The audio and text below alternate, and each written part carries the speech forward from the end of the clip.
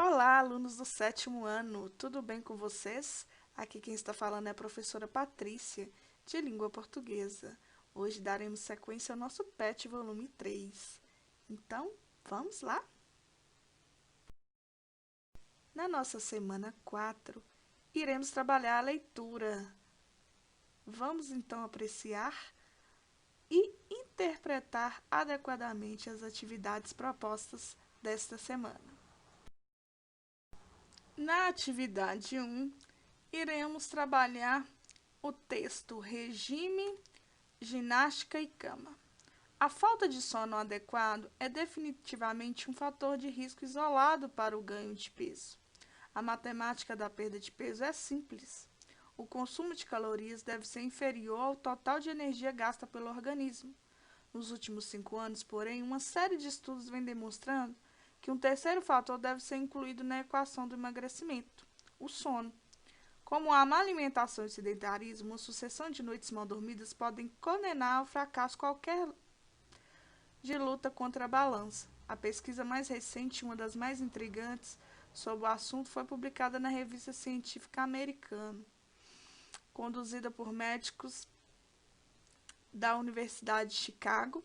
Ela demonstrou que em períodos de pouco sono, a queima de gordura corporal é 55% menor e a perda de massa magra 60% maior. Perder massa magra significa perder músculos, e isso é ruim porque leva à desaceleração do metabolismo e faz com que a pessoa ganhe peso com mais facilidade, diz o endocrinologista Valmir Coutinho, presidente eleito da Associação Internacional para o Estudo da Obesidade. Em outras palavras, dormir pouco favorece o efeito sanfona, a grande questão de quem tenta se livrar dos quilos em excesso. Atividade aí, qual é o assunto tratado no texto que acabamos de ler? A falta de sono como fator de risco para a perda de peso. Identifique a tese, ou seja, a ideia defendida no texto, e transcreva-o abaixo. Então, por isso que utilizamos aí as aspas, porque retiramos do texto, né? Uma série de estudos vem demonstrando que um terceiro fator deve ser incluído na equação do emagrecimento, que é o sono. Qual o argumento utilizado para afirmar que o sono é um aliado da dieta? O argumento de que em períodos de pouco sono, a queima de gordura corporal é 55% menor e a perda de massa magra 60% maior, conforme demonstra a pesquisa científica de uma revista norte-americana. Na nossa atividade 2, temos a leitura de cartas dos leitores. Temos duas, então. Lembrando que carta do leitor é um texto que o leitor envia a um jornal ou uma revista para relatar algum fato ou para expressar sua opinião sobre alguma notícia, reportagem, tema atual ou artigo publicado. Então, é aquele espaço reservado onde se tem opiniões, sugestões, críticas, perguntas, reclamações do leitor sobre publicações do jornal ou revista que ele está mencionando. Esse gênero textual possui um aspecto argumentativo, pois tem como objetivo expressar opiniões, né, que confrontam ou confirmam algo anteriormente apresentado. Nós temos dois exemplos. O texto 1 trata-se de um leitor que ficou decepcionado com a reportagem sobre o estado de Goiás. Já o texto 2 é outro leitor que nós podemos observar pela estrutura, né, da carta. Temos aí a identificação, temos aí o cumprimento, temos aí as datas e também observa-se no final a despedida, onde se tem a assinatura do leitor, né? No texto 2, ele já parabeniza o editor da reportagem. Então, nesses dois textos, podemos observar opiniões diferentes sobre a mesma reportagem. Na letra A, já que sabemos que se tratam da mesma reportagem, qual é o posicionamento do leitor do texto 1 e o leitor do texto 2? Então, no texto 1, o leitor não concorda com a abordagem da reportagem e se mostra indignado com a descrição estereotipada, ou seja, que não é verdadeiro, de Goiânia. Estereotipado significa isso. Já no texto 2, ele concorda e parabeniza o editor pela brilhante descrição de sua cidade natal, Goiânia. Transcreva o trecho em que demonstra a opinião dos leitores sobre a reportagem. Essa é a letra B. Vamos ver se vocês acertaram. O texto 1.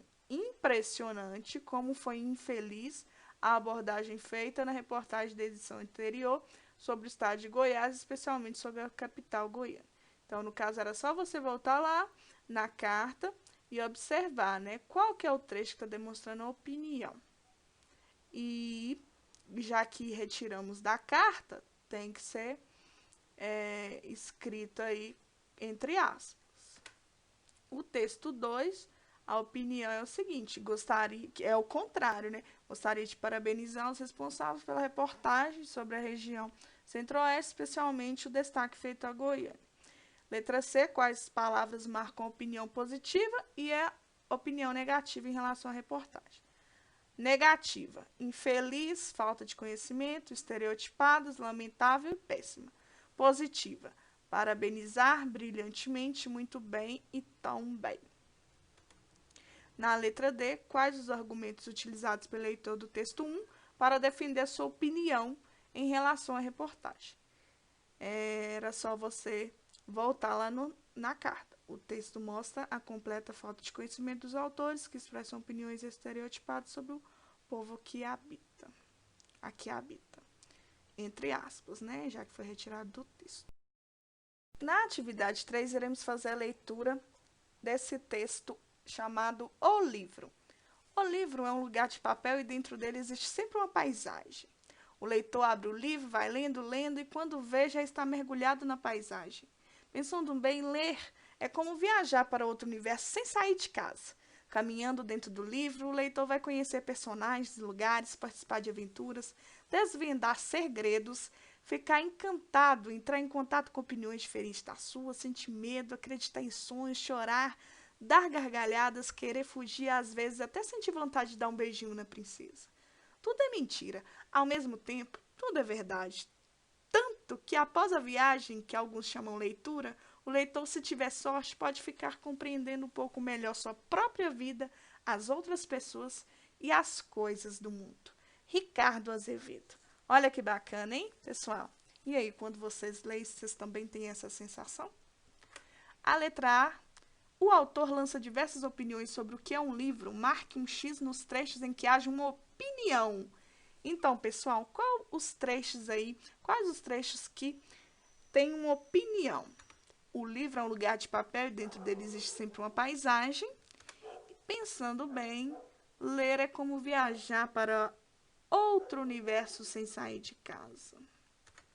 Você concorda com o autor sobre o que ele acha a respeito dos livros? E aí?